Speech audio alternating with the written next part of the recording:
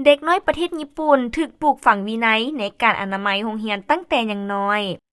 ในประเทศญี่ปุ่นการที่นักเรียนช่วยกันทำความสะอาดโรงเรียนถือเป็นเรื่องปกติที่เป็นส่วนหนึ่งของกิจวัตรประจำวันประเพณีนี้ในภาษาญี่ปุ่นเอิ้นว่า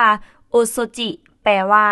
การทำความสะอาดซึ่งแทนที่ทางโรงเรียนจะจ้างพนักงานทำความสะอาดเป็นจำนวนหลายแต่ทางโรงเรียนมอบหน้าที่นี้ให้นักเรียนเป็นผู้ปฏิบัติตั้งแต่เรียนชั้นอนุบาลเช่น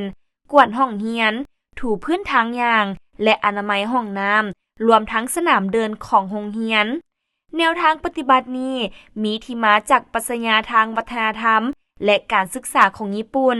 ซึ่งเน้นถึงความรับผิดชอบต่อชุมชนความเคารพต่อสิ่งแวดล้อมและการพัฒนาบุคลิกภาพจุดประสงค์บ่เพียงแต่รักษาความสะอาดเท่านั้นแต่ยังรวมถึงการปลูกฝังระเบียบวินัยความถ่อมตัวการร่วมมือกันและความรู้สึกเป็นเจ้าของในพื้นที่ส่วนร่วมแนวทางนี้สอดคล้องกับคุณค่าทางสังคมที่กว้างขึ้นของญี่ปุ่นที่เชื่อว่าบ่ว่าจะอายุหรือสถานที่ใดทุกคนควรมีส่วนร่วมในการรักษาสภาพแวดล้อมอ้อมข้างอย่างใดก็ตามบางโรงเรียนก็ยังมีพนักงานทำความสะอาดอยู่เช่นกันเพื่อเฮ็ดความสะอาดเฉพาะทางแต่ในส่วนการรักษาความสะอาดประจำวันโดยทั่วไปมักจะดำเนินการโดยนักเรียนเป็นหลัก